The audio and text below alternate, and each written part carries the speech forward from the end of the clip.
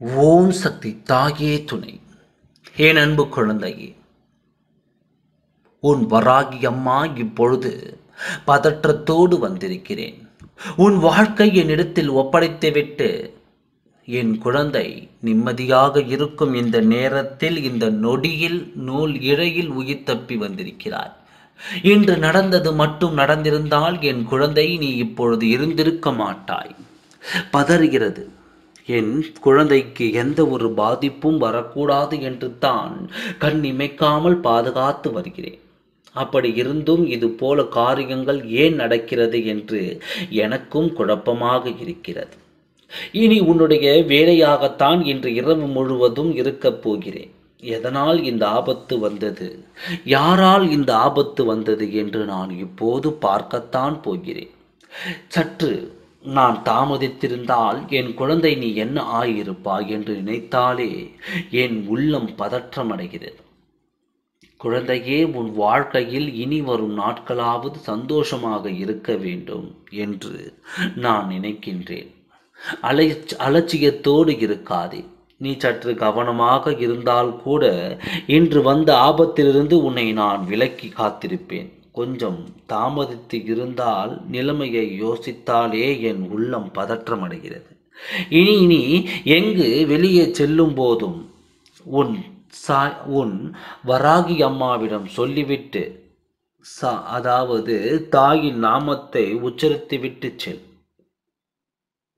எந்த நேரத்தில் எந்த பாதிப்பு வரும் என்று யாராலும் சொல்ல முடியாது.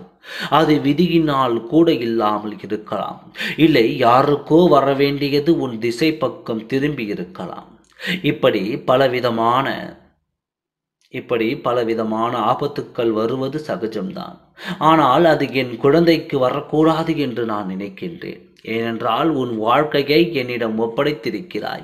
அப்படி இருக்கும்போது உனக்கு ஆபத்தை வர வைத்தால் நான் உன் தாயாக இருப்பதற்கு தகுதி இழந்து விடுவேன். குழந்தையே, எப்போதும் கவனமாக இரு. எங்கு சென்றாலும் கவனமாக இரு. உன்னை சுற்றி என்ன இருக்கிறது, என்ன நடக்கிறது என்று ஒரு முறை பார்த்துவிட்டு எந்த இடத்திலும் கவனக்குறைவாக நின்று விடாதே.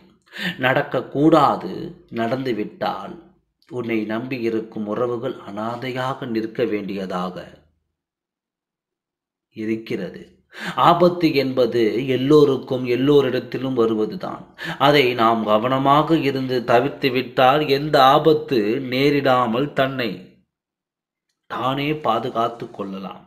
இப்போதுதான் உன் வாழ்க்கையின் நிலை மாறி இருக்கிறது. இன்னும் எத்தனையோ சந்தோஷத்தை நீ பார்த்து உன்னுடைய சங்கதிக்கும் கொடுக்க வேண்டியதாக இருக்கிறது. என் குழந்தையே, நீ தீர்க்காயுசை பெற்று நலமோடு வளமோடும் வாழ வேண்டும் என்று நான் போராடுகிறேன். எந்த ஆபத்து வந்தாலும் உன் அருகில் கூட நான் விடமாட்டேன்.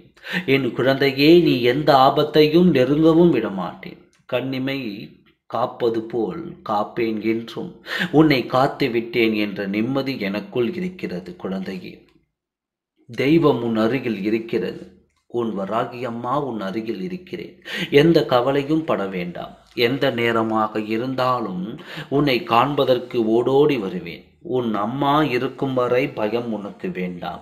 நல்லதை நடத்தி கொடுப்பேன், நல்லதை காண்பிப்பேன், நல்லதையே உனக்கு செய்து முடிப்பேன். கவலை இல்லாமல் தைரியமாக இரு. அனைத்தும் நல்லதாகவே நடக்கும். ஓம் சக்தி தாயே துணை. நன்றி, வணக்கம்.